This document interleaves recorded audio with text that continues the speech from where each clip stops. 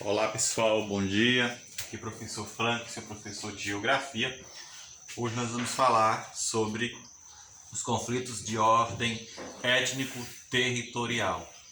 Bem, então desde os primórdios do mundo, nós temos conflitos envolvendo diversos povos, conflitos de ordem regional, e estes conflitos muitas das vezes está relacionado àquele povo que viver em um país geralmente não ser, nós temos diversos povos ocupando o mesmo país. E às vezes aquele povo quer a independência, Então nós temos diversos grupos étnicos que deveriam ter a sua soberania, o seu país, Ter as suas decisões, a sua cultura valorizada. E na verdade, ao longo do tempo, nós verificamos diversos conflitos de ordem étnico-territorial, porque na verdade alguns grupos nem sempre conseguem ter a sua soberania, a sua autonomia de governo, Então, os conflitos estão relacionados ao estabelecimento de fronteiras que quase nunca representam a diversidade étnica da maioria das diversas regiões do mundo. Então, alguns povos reivindicam a sua soberania, a criação de países que venha a abrigar determinados povos, O primeiro conflito que eu trago para vocês é um conflito que existe lá na região, do Reino Unido. Vale lembrar que o Reino Unido ele compreende, a Irlanda do Norte, Irlanda do Sul, País de Gales e a Inglaterra. Então esses quatro países compreendem a Irlanda do Norte. Então o que acontece? A Irlanda do Norte defende a Irlanda do Norte, ela é governada pela Inglaterra, e a Irlanda do Norte ela é compreendida por dois povos, protestantes e católicos. Então a maioria protestante sempre foi a favor de manter a Irlanda do Norte unida à Inglaterra, enquanto que a minoria católica reivindica ao longo do tempo, desde a década de 60, os católicos reivindicam a criação de um Estado soberano, onde a Irlanda do Norte venha a separar-se da Inglaterra. Então, na verdade, inclusive foi na década de 90, ocorreu a criação do ETA, Exército Católico da Irlanda, e esse ETA foi responsável pela morte de várias pessoas lá na Irlanda, principalmente pela morte de alguns contrários ao movimento de separação da Irlanda do Norte. O que a gente observa é que esses protestos levaram à morte de algumas pessoas e que, na verdade, até hoje existe esse processo de tensão entre protestantes e católicos na região da Irlanda, Mas ainda não existe nenhum projeto de criação de uma soberania de um país autônomo. Outro conflito que vale ser destacado é o conflito na região da Caxemira. Então a Caxemira é a região localizada no norte da Índia. Então vale ressaltar que os ingleses, até a Segunda Guerra Mundial, em uma política imperialista, dominaram parte da Ásia e todo o continente africano, Então os países europeus, em um processo imperialista, se apossaram e passaram a ter domínio sobre povos da Ásia e da África. E os ingleses dominaram essa região da Índia, E aí, quando em 60, após a Segunda Guerra Mundial, a Segunda Guerra acaba em 45, mas por volta dos anos 60, os ingleses devolveram a soberania da região da Caxemira, devolveram a Caxemira para os indianos. Só que o que acontece? Qual que é a razão do conflito na região da Caxemira? A maioria dos povos que abrigam a região da Caxemira são povos muçulmanos, que cultuam a religião islâmica. Então, quem é muçulmano cultua a religião do Islã. E aí a maioria dessa população que vive na região da Caxemira é muçulmana.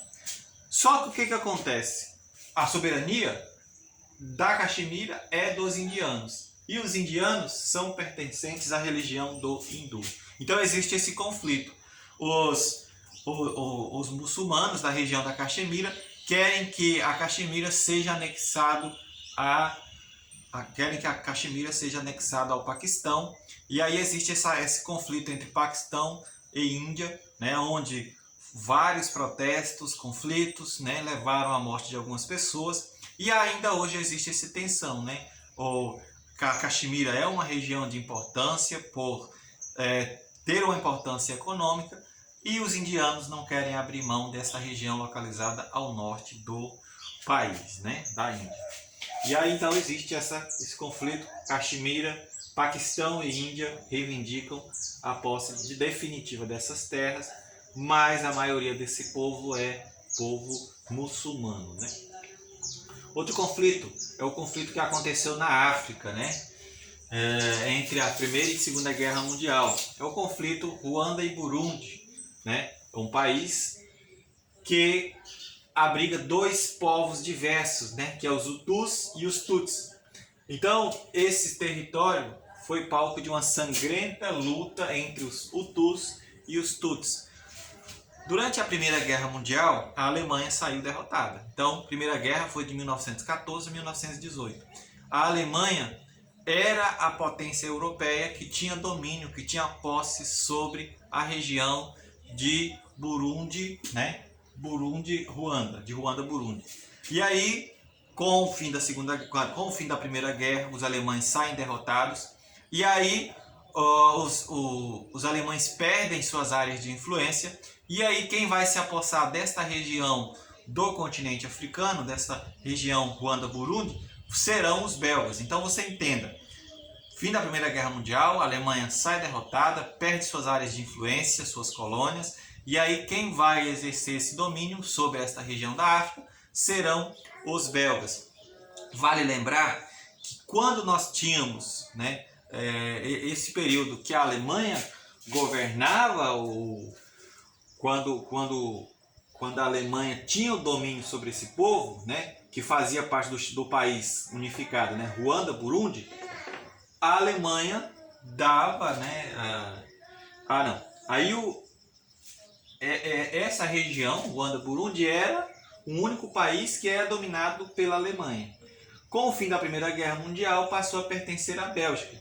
E os belgas deram o controle do país, né? Continuaram explorando esse povo, mas deram o controle da autonomia política para os Tutsis, que são uma população que representa apenas, uma etnia que representa apenas 15% desse país, Ruanda-Burundi, né? E aí, sangrentos conflitos existiram, a grande maioria Tutsis reivindicava a autonomia, e aí no ano de 1960 ocorreu a separação de Ruanda-Burundi, e aí os Tutsis realmente passaram a ter o seu território, que foi os Hutus, né? Em 1960 passam a ter um país, né, de maioria Hutu, que foi conhecido como Ruanda. Então, entenda melhor. Até a Primeira Guerra Mundial ele era um único país, Ruanda-Burundi, controlado pelos alemães, né? Então os alemães tinham controle dessa região. Com o fim da Primeira Guerra Mundial, a Bélgica passa a controlar essa região. E aí a Bélgica dá o controle do país para os Tutsis, que são apenas 15% da população. Após conflitos, após revoltas, em 1960, Ruanda se torna um país governado pelo seu povo, que é os Hutus. Mas aí os Hutus passam a perseguir as pessoas que são Tutsis, né? Então eles passam a perseguir, a matar pessoas que são da etnia rival, porque eles querem que Ruanda seja um país apenas de etnia Hutu, né? Para finalizar a nossa explicação, temos os curdos, né? Então os curdos são a maior nação sem pátria do mundo, né? São 40 milhões de pessoas que habitam a região do Irã, Iraque e Síria e Turquia. Então veja bem, Irã, Iraque, Síria e Turquia abrigam os povos curdos. Então os curdos são a maior nação sem pátria do mundo.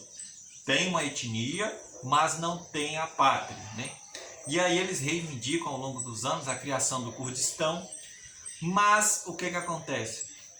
Provavelmente essa região nunca vai ser criada, esse país nunca vai ser criado, pois a área que eles querem é uma área de grande importância econômica para a produção de petróleo, e Irã, Iraque e Turquia provavelmente não vão ceder para a criação deste país. Então, enormes conflitos existem, os curdos são duramente perseguidos, porque existe o temor de que esse povo se mobilize e crie o Kurdistão. Então, no Iraque, por exemplo, Saddam Hussein exterminou milhares de povos curdos, né? Então, um dos relatos que eu posso trazer para vocês é de Saddam Hussein, que perseguiu duramente os povos curdos, né? Pessoal, um forte abraço, valeu, e fica aí a nossa explicação.